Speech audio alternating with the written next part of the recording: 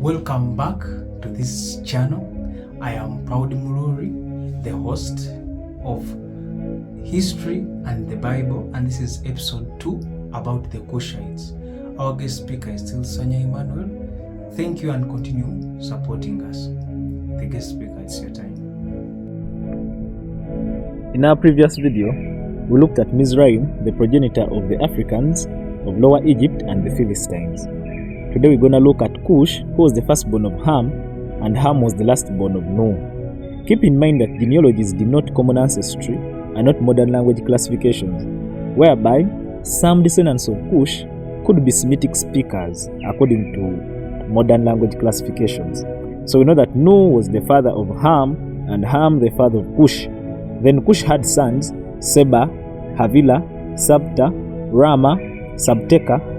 Then Rama, his son, had sons, Sheba and Dedan. Now you note that some names that are under the descendants of Cush will be seen somewhere else. For example, Sheba, Dedan and Havila. So Abraham was the father of Jokshan, and Jokshan was also the father of Sheba and Dedan. Just the same names like we saw the other side under Cush. And also Shem was the father of Eber, Eber the father of Joktan, and Joktan the father of Havila.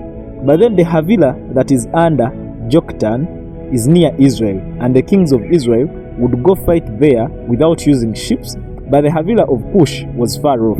Then the Sheba of Jokshan was also near Israel, and in Joshua 19:2 it's identified as Beersheba.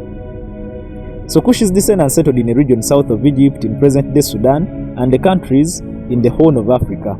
Also according to 2 Chronicles 21:16, Cushites were neighbored by Arabs, and that's why Cush is also the progenitor of people of ancient Yemen. The land of Cush was known for skillful warriors and topaz mineral in the days of Job, that is in Job 28:19.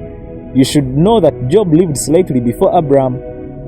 Like we said, Sheba is the son of Cush, and therefore the Sabians who attacked Job's cattle were Cushites. The Sabians were known for being tall, lived in a desert area, and the place was far off from Israel.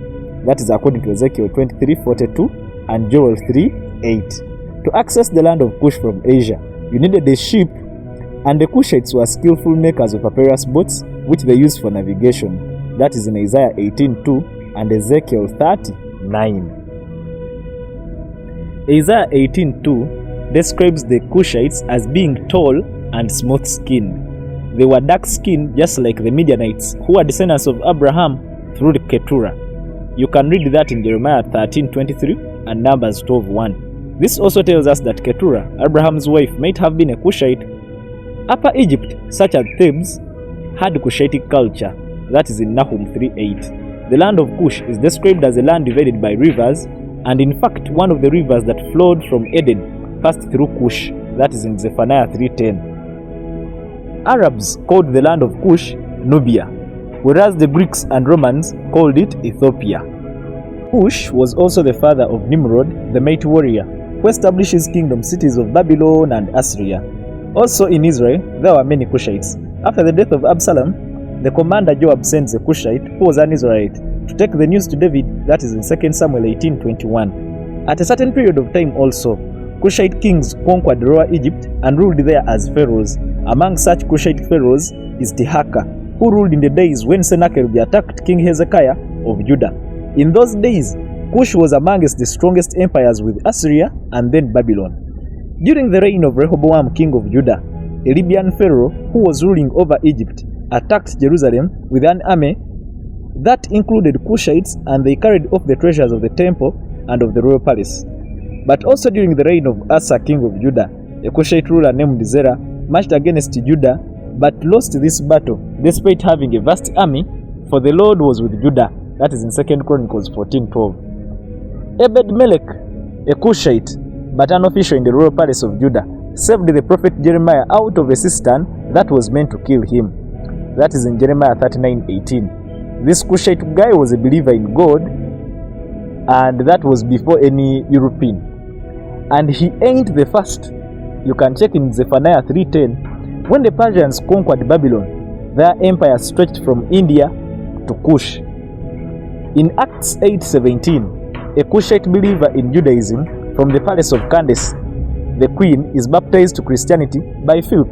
This is before the message reached Western Europe, and therefore, Christianity is not a European religion, but perhaps some denominations are. This Ethiopian had gone for a pilgrimage, just like Simon of Cyrene, who was from Africa but hoped Jesus carried the cross. Also, Lucius of Cyrene was among the prophets and teachers in Antioch. We also have Simeon called the nigger. Therefore, the teaching that blacks are cast because Ham saw no naked is not right and was promoted by 19th century slave traders as if they had not read Psalms 87 verse 4. All in all, African settlement after the flood started near the Nile Delta, from where people later scattered to Western Africa and to Central Africa till South Africa. Thank you very much.